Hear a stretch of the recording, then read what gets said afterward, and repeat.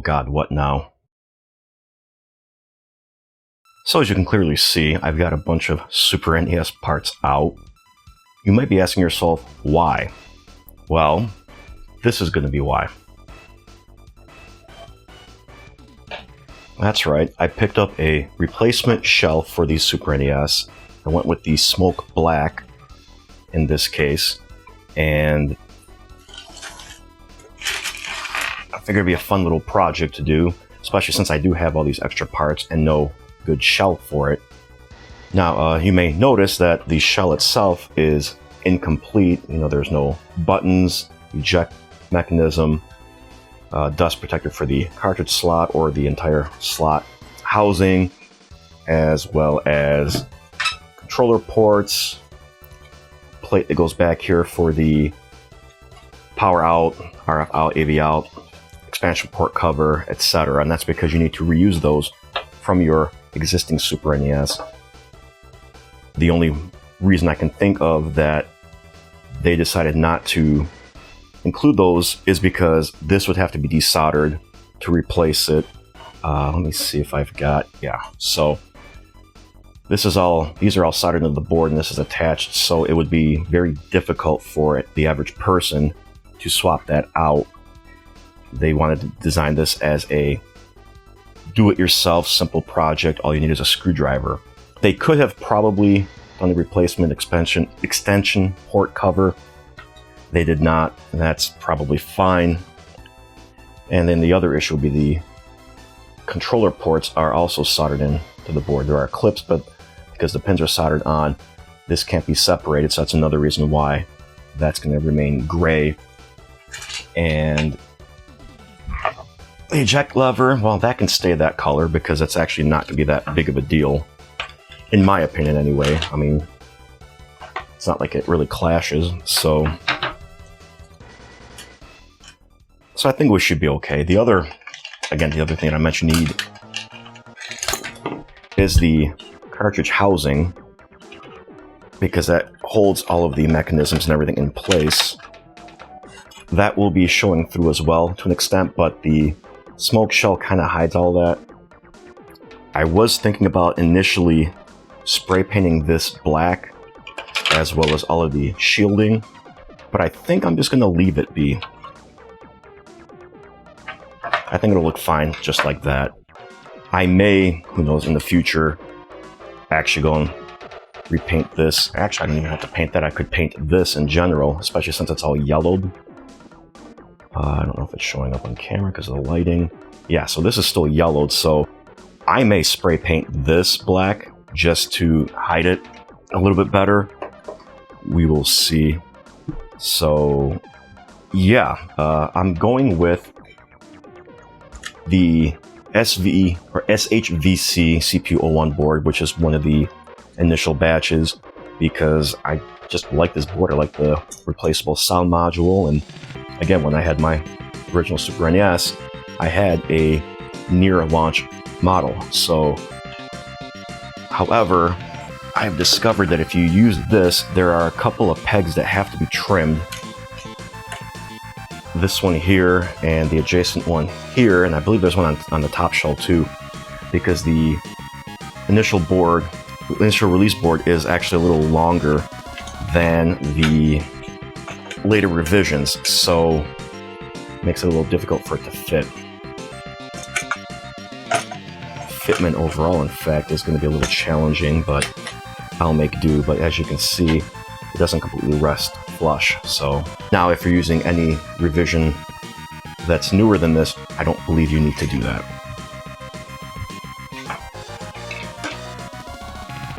So what I'm going to do is, first I'm going to go and spray paint this black so it has time to dry while I reassemble everything else.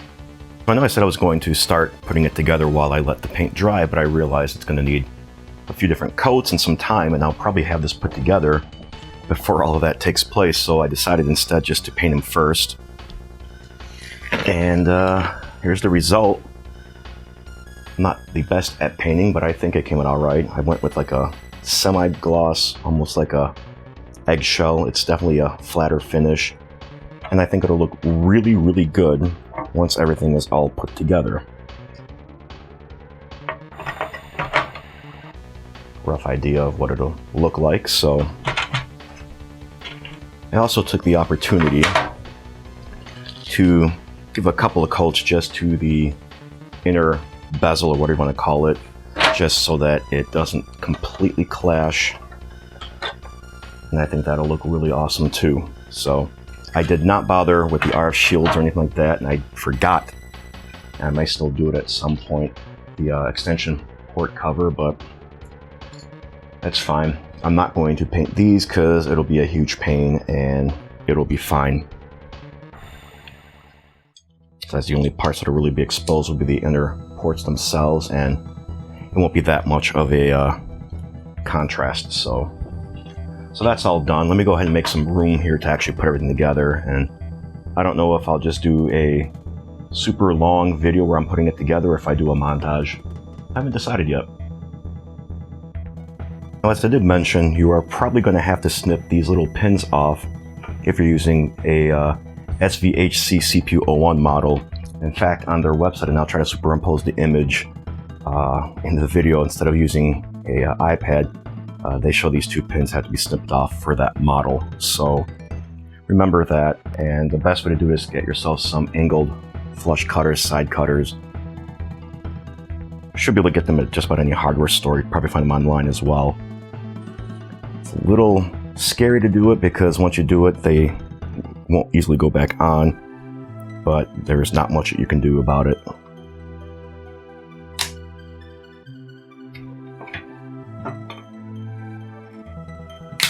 And they will fly off, and you'll never probably ever find them again. There's also a spot, it looks like, on the top shell. I'm not sure where they were showing it, and I'll superimpose, but I want to say it's this particular post here, just because of the fact that it's got this crosshair pattern on it, and I'm not sure why this one's different compared to the rest.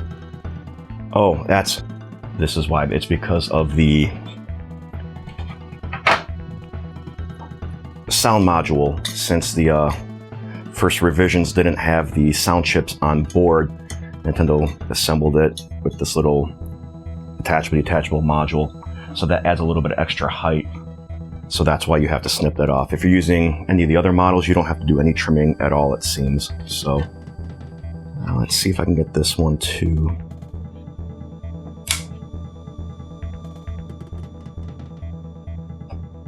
One of these days I'm going to be deep cleaning or moving, and I'm going to find these little pieces of plastic, and I'm going to wonder what the heck were these from.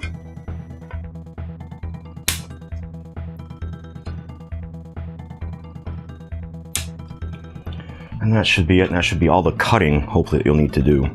Now, the other thing that you want to keep in mind is this plastic is obviously shiny and smooth, and it's a huge fingerprint trap. Try not to touch the inside of it, because once you have this assembled, it'll be a huge pain to clean it. Fortunately for me, I didn't even take my own advice. I'm going to have to go through with the microfiber cloth and try and clean up some of these fingerprints on the inside. The outside I'll take care of after it's all assembled. Another issue you'll probably run into has to do with the bottom RF shielding on the SHVC CPU01. It won't completely fit. The back half, no issue. It's the front half that has the problem. It doesn't sit flush like it should. And the reason for that is because of the design choice to put these, whatever you call these walls in. My guess is that they're mainly designed for the shorter motherboards that the later model SNES is used. But I don't think they even had bottom RF shields. I don't remember anyway. So you will have to install it without one, unfortunately. You can still use the top shield if you so choose. Not sure if I will or not. All depends on my preference. So, alright, enough babbling, yammering. Let's go ahead and get this assembled.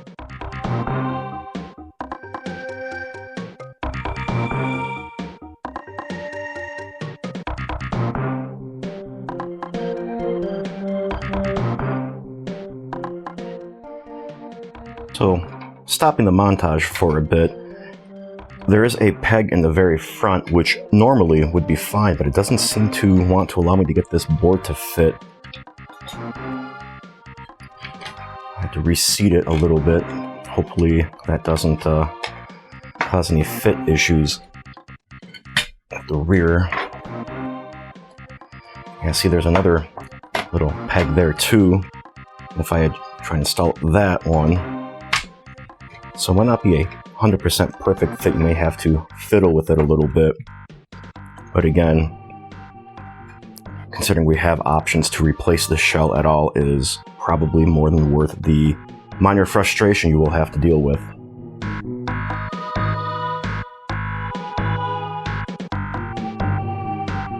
Alright, gotta stop the montage again because I've discovered two other caveats. One is that none of the stems are pre-drilled, which means that you would normally need self-tapping screws to get the screws in. I mean, it's not a big deal, it's just you're going to struggle a little bit. But they didn't give any screws with the kit except for the actual bottom half of the shell, so you will have to reuse the screws that came with your SNES or Super Famicom. Unfortunately, they are not self-tapping. The other caveat is if you're using the SHVC model, the back half of the sound module, whatever you want to call it, needs to be screwed in. And unfortunately, the post is flush with this line here to support every other model of Super NES. Fortunately, I still have the bottom half of the shell for this, and as you can see, the post is much higher. Again, it's something that they probably had to compromise on. I'm not sure what to do about the sound module. I'm going to make sure that it stays secure in there. And it should, even with the one screw, but see how it kind of just moves a little bit. I don't personally like that. Hopefully putting this screw in here when I get the bottom shell on will, or the top shell onto it, it'll hopefully hold it in place. I do have some slightly longer screws that came with the SNES, but I don't think that's going to reach either.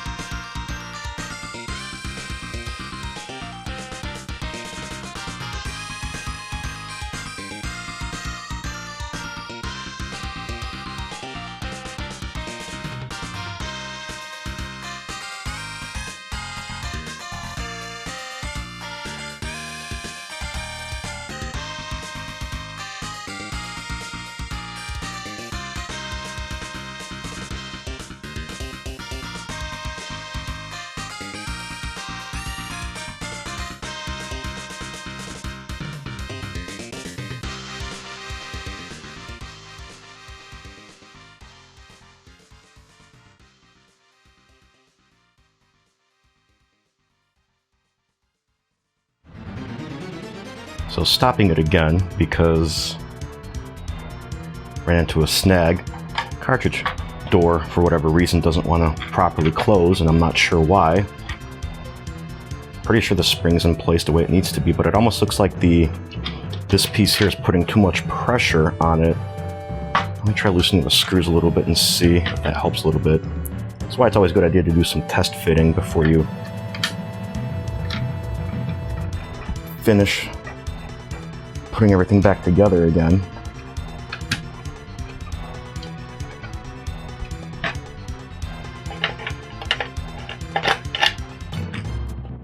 It's like the spring has lost its springiness.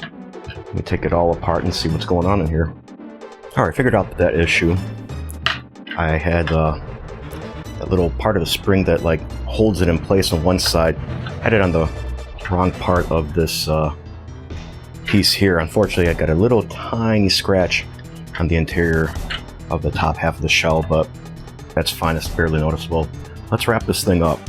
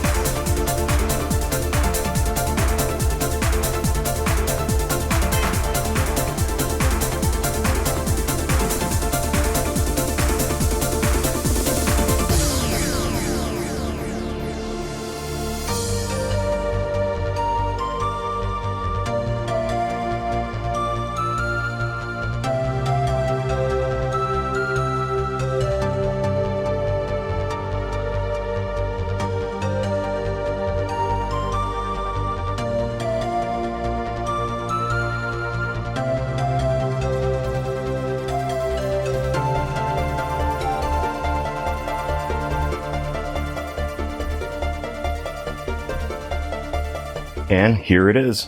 I really dig it. Yeah, I do kind of wish I had painted the cartridge slot dust cover here, but I know that after a couple of times it's going to get scratched up, so might as well just leave it the way it is. But I do definitely like the way the controller bezel came out. It's not see-through obviously, but it's got just enough shine to it that it kind of matches and blends in. I may do the expansion port cover at some point in the future, but it's on the bottom, so it's not very visible. I also wish that this kit came with the rubber feet that were appropriately sized for it. I tried to take some off of one of the spare junk shells that I've got, but they're already gooey and all of that, so what I had is what I had. Not a big deal, but I really do like it. Now, there are some obvious subtle differences between this and an original SNES. The original SNES, of course, has the Nintendo logo as well as Super Nintendo Entertainment System. Obviously, for copyright reasons, they could not include that. But regarding the logos and everything, they do give you this PAL Super Nintendo logo, Japanese Super Famicom logo that would normally go in the upper right corner of their shell. And that's because the boards are all interchangeable with the different shells. In fact, they're probably all the same board, and I think there's just some minor circuitry differences between PAL and NTSC regions. So if you didn't like the look of the original SNES shell, the North American one, and you wanted the PAL/Super Famicom type shell, they've got those available too. You will have to source different power buttons, obviously, for them, and I believe the controller ports are a little bit different, especially since they don't have the power LED on them. That is instead on top of those shells. So, but to correct the missing Super Nintendo logo and the Nintendo logo, I went on eBay and purchased these. And I'm going to try to install them and apply them, hopefully without screwing things up. I've purchased from this eBay seller before. In fact, they have their own website. So check them out. They got logos and decals for all kinds of systems. Retro computer collector, you need that replacement, Intel Inside logo. They've got those there too. So I went ahead and pre-wiped and cleaned the areas where they're going to go. Problem is I don't want to just slap them down and be done with it. I want them to try to match as close as possible to their actual locations on the original shell. So I already went ahead and pre-measured roughly. I wish I had a caliper. I don't. So I kind of just had to use a tape measure, and I came down with some of the measurements here. The Nintendo logo is roughly 7/16 by 7/16 focus from the top and the right edge, and the Super Nintendo logo is roughly 1.5 inches from the left edge and approximately 5/16 of an inch from the bottom of this section right here. So I'll go ahead and try to apply them, and hopefully I don't screw it up like I said.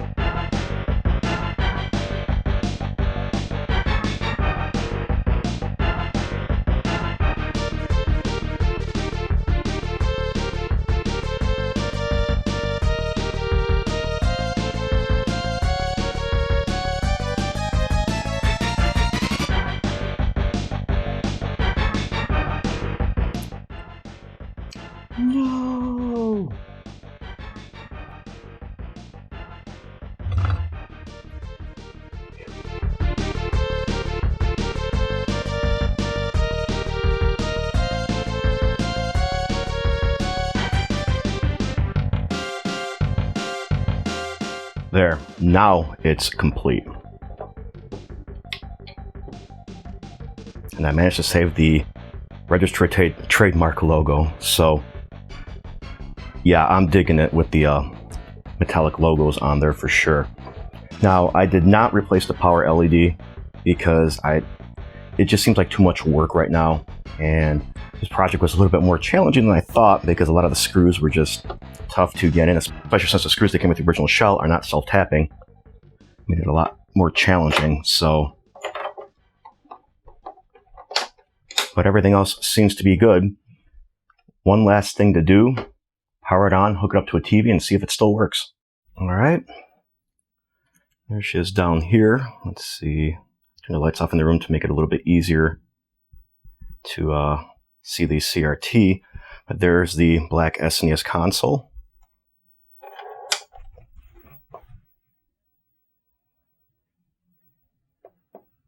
And there we go. And yes, this is the Super Famicom version of Final Fantasy V. I clipped out those little notches, slots, whatever you want to call them, that were kind of like a physical region lock. But as you can see, it works just fine. So.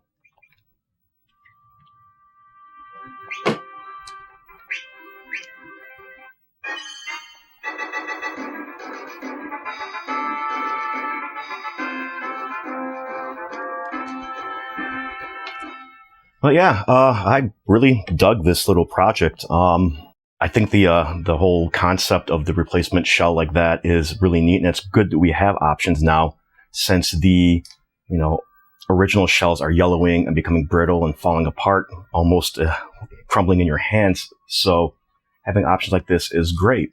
Let's go ahead and wrap up this video. So yeah, like I said, I really like it. Overall, it's really classy looking. There is a transparent version of this as well in case the smoke color isn't your thing, but it is totally my thing, and I really, really like it. And I think it's even better with the these decals that I was able to put on. Make more of an official look. Let's go ahead and talk about some pros and cons of this. The pros are, well, you have a replacement shell for your Super Nintendo or Super Famicom.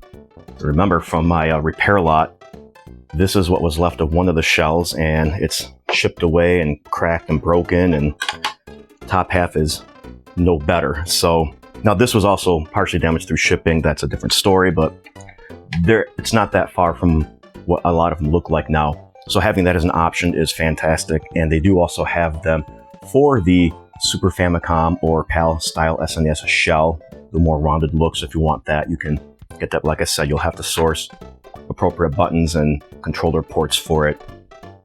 They also have them available for the Model 1 and maybe the Model 2 Genesis Mega Drive. I don't remember if they've got that one, but I know they've got one for the Model 1. They're also working on one, if it's not out yet, for the NES front loader, and they've got one for the Famicom. And I think they've got some for like TurboGrafx 16, PC Engine, etc. The store's got a lot of neat stuff there. I'll leave a link below. Not sponsored, by the way. I paid for this myself. Which is going to lead me to some of the cons, although one of them I kind of understand. Price. This, I think, cost me $115 plus shipping. It's not cheap, but then again, it's not like they can manufacture tens of thousands of these things. The tooling cost alone to create the molds and everything is going to be expensive. I don't know how many of these were made, but I doubt there were more than 10,000. Even that might be, kind of wishful thinking there. There's probably less than that, because how many people are actually going to be enthusiastic enough about replacing the shell to spend that kind of money. The other con is that by being this kind of shiny material, whether you get the transparent one or this one, it's a huge fingerprint magnet. I mean, you're not going to be handling it a whole lot, but it's still going to be annoying.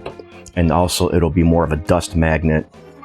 And then the other issue is, because of the fact that it's a smooth, flat surface like that, shiny surface, it's more easy to scratch. I mean, look at any shiny plastic you may own, whether you've got, an original Wii U, PS3 Super Slim that's got the front and back bezels. Those are shiny, but they're very prone to getting scratched. So don't handle it too much, so you can avoid doing that. And then the screws, they only gave you the screws to attach the top and bottom shells together. not give you any of the screws for the internal components, so you have to reuse the ones from your original console. And since those are not self-tapping, it will be very difficult to screw in. I do not recommend using a power driver as much as you might want to, because you may run the risk of over-torquing and then cracking the posts, and then you're in real trouble. So, but I mean, overall, those are kind of minor gripes. I mean, again, if you're already looking at picking up this shell, you're probably not going to care too much about the price. So that's not necessarily a con, but it is something you need to be mindful of. The other thing they didn't include were the rubber feet, so I had to make do with what I've got. These are the shortest in terms of their height, but they're obviously not designed to fit the entire area where they get installed. But again, another minor gripe. So as far as do I recommend getting this? Yeah, I mean, if you need a replacement shell and you're sick of trying to find eBay listings where you can try to find a broken SNES that's beyond repair, but the shell's in good shape. Although in a lot of those cases, a lot of the sellers are smart enough to know to sell these shells separately. So in fact, most of the shells you find online are going to be yellowed and cracked and tattered because people are replacing them with one of these, and they're trying to offset some of the cost by selling this. Now, again, you're not going to get any use out of the bottom half of the shell at all, but the top part, this section here, because this is a separate piece, you will be able to make use of that, fortunately. And right now, this is really the only option. I also wish that they had like a matte finish or a textured finish. That way would hide a lot of the fingerprints and it would be less prone to scratching.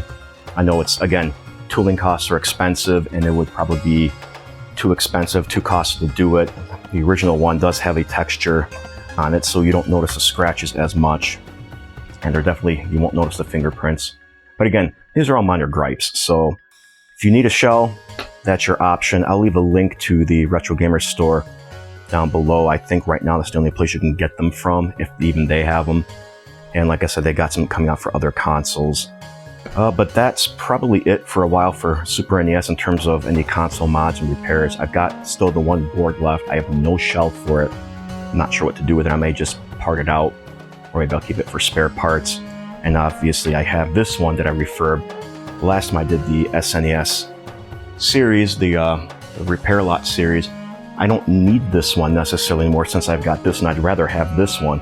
Yeah, don't get me wrong, I don't have an original Gen 1 SNES. I've got the SNES Junior and this one, but I don't really need 3 Super Nintendos. Plus I've got the Super NT for when I want to play in HD on a bigger screen.